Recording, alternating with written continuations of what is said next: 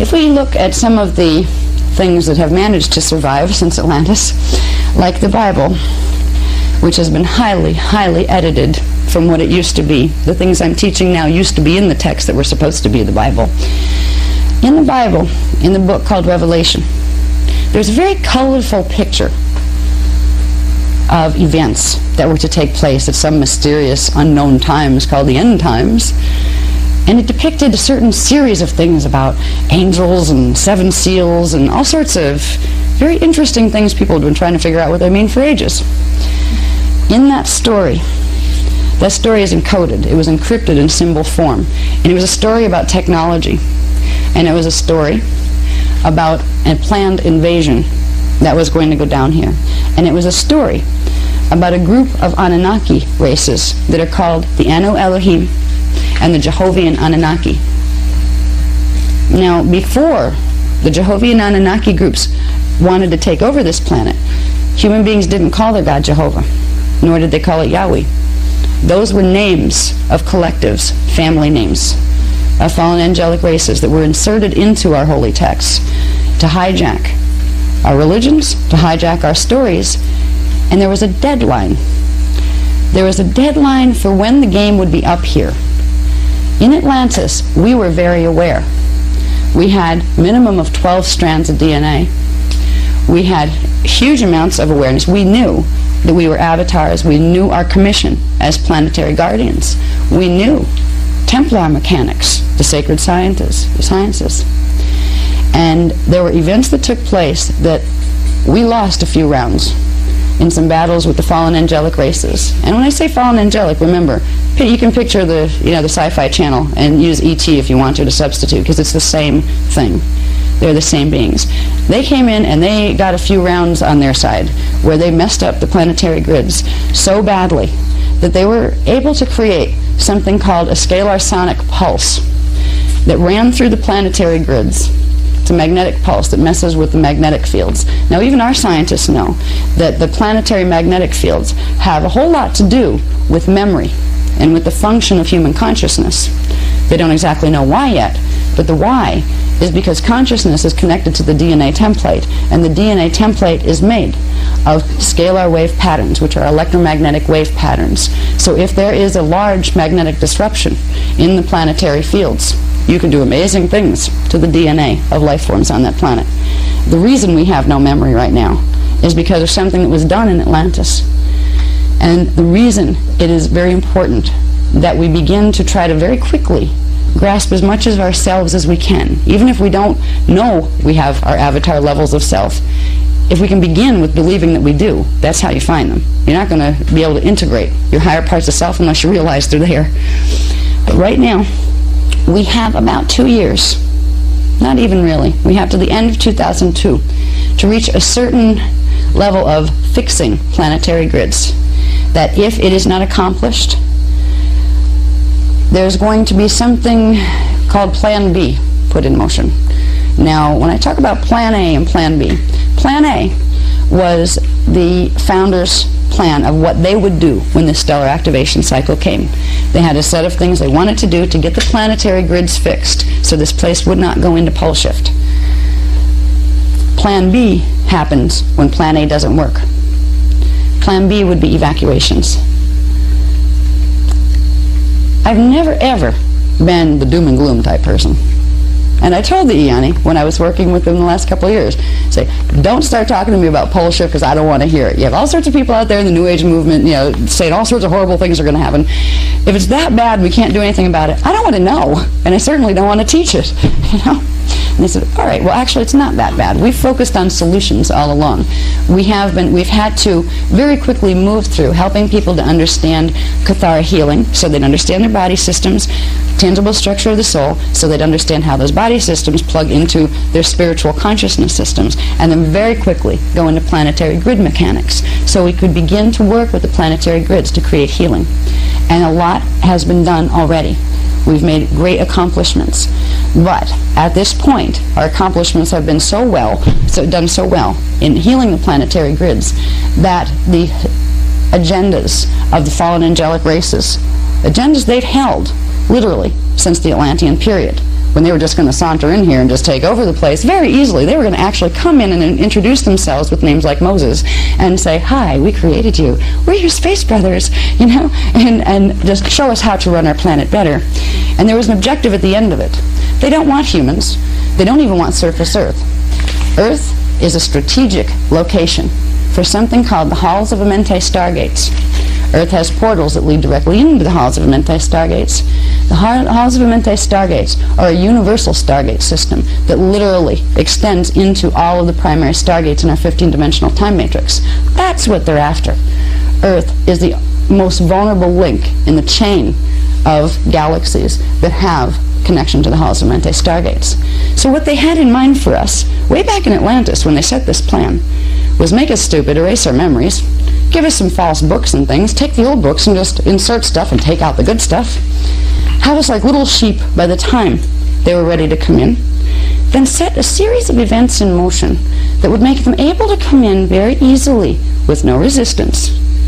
Now, one of the ways to do that would be, first of all, to have people believing in an externalized God that's outside of themselves, that has a certain name and a certain face. All right, you already got an image to use when you come in to say hi that people will be receptive to. One of the plan, part of the plan, and this is called the Illuminati Master Plan, the One World Order Master Plan, was to set up, about 100 years before, subtle contact. That's when the channeling movement started. Subtle contact with their races. Their races, meaning the hybrid races, who don't have human souls incarnate in them, but who have either Anunnaki or Draconian souls incarnate in them. The interesting thing is, we've all been taught, since our memory was erased, that we're only one race. We have bodies that are very similar, and because of what's been done to the DNA, right now our DNA appears to be the same, because certain portions of the DNA are repressed in both races, so the similarities show, but the differences don't. About 100 years ago, the channeling movement actually got its seeds planted because it was time. That's when the Anunnaki started to connect with some of their hybrids. Their hybrids don't know they're hybrids. They don't. They think they're just human like anybody else. They don't know what human is either. You know? The hybrid people are not bad people. It's not that they're, bad fallen angelic people. They're just people who lost their memory too. And the reason they lost their memory is they were trying to rebel against and get away from the fallen angelic collectives in Atlantis. That was part of the reason. They had their hybrids that were saying, well, we're starting to grow and understand that the ways you're doing things and dominion and killing other life forms and things, that's wrong. We don't want to be part of your collective anymore. They were going into what was called the Emerald Covenant Christos contract. And that meant that the fallen angelics' hold on the planet was getting less and less. If they lost their hybrid races, they would have a very hard time coming in directly, because most of them can't live physically on this planet because of their own biologies. So we have a situation right now where there is progressively, for 100 years, been an invasion, a very quiet, subtle invasion. The plan for the invasion was created in 9560 BC. It was formalized then. It's been there for a long time, but that's when it got formalized, when a whole group of Anunnaki races are races that were created by what is called the fallen Anu Elohim. Okay, you have Elohai and Elohim. They are two different. The Elohai Elohim are the founders' races, one set of founders' races. The Anu Elohim are ones that were fallen angelics. They chose to sever their connection to Source, and they started to create dominion agendas and literally started to feed off the rest of the time matrix. So when I talk about Anunnaki, I'm talking about the children of the fallen Anu Elohim. Just like when I talk about humans, I'm talking about the children of the Elohai that came in here as the guardians. There are numerous different groups of Anunnaki. Many of them don't like each other. They've been warring with each other as much as they've been warring with humans or anything else. But in 9560 BC, there was agreement made by several competing groups. They're called the Palladian Nibiruan Anunnaki. That means some of them are from the Pleiades star system. Some of them are from a planet called Nibiru, which used to be our 12th planet until they hijacked its orbit, and now it only circulates in here every 3,600 and some years.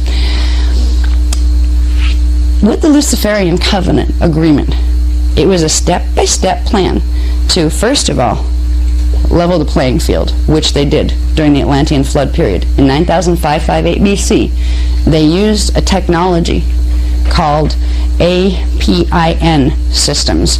APIN is a physical technology. It's called the Atlantean Pylon Implant Network System. Imagine microchips. Okay, imagine microchips that operate through particularly selenite types of quartz. You know how we use quartz in radios and different things? It's a mineral. It has some certain properties as far as electrical transmission and transduction goes. There's an advanced technology that utilizes what would be considered very advanced microchip technology that can be used on a planetary level, where literally grids were laid out all across the planet. The planet was mapped, and it was mapped from above, from spaceships. I mean, they weren't, they weren't foot soldiers like we have been down here. We weren't then either. There were these grids put in to the planet that would receive remote frequency transmissions from other planetary systems. They could be used for good things, or they could be used for horrible things. And in Atlantis, they were used for horrible things. They were used, these APIN systems, were used by the Anunaki and several other competing groups to literally reverse the natural electromagnetic balances of Earth's magnetic fields, which totally messed up the DNA of humans. Now, once that was done, you had a bunch of what used to be angelic humans and a lesser amount of hybrid Illuminati races that really just wanted to be good guys. All of a sudden, they're all running around not knowing who they are, having mutations in their brainwaves. Their brainwaves aren't working the same way. Their hormones were not working the same way. What used to be an 800-year lifespan went down to about 100 because of these electromagnetic changes that were made to happen on the planet because of these advanced technologies. Now, these technologies are not just something that were a horrible problem in our past. The APIN systems, these microchip networks that were literally implanted throughout the planetary grids in key positions in relation to stargates, portals, ley lines, and what are called axiotonal lines, which are the main energy vertical running lines that circulate energy through the planet. These systems are a part of what's happening today. World War II had to do with these systems.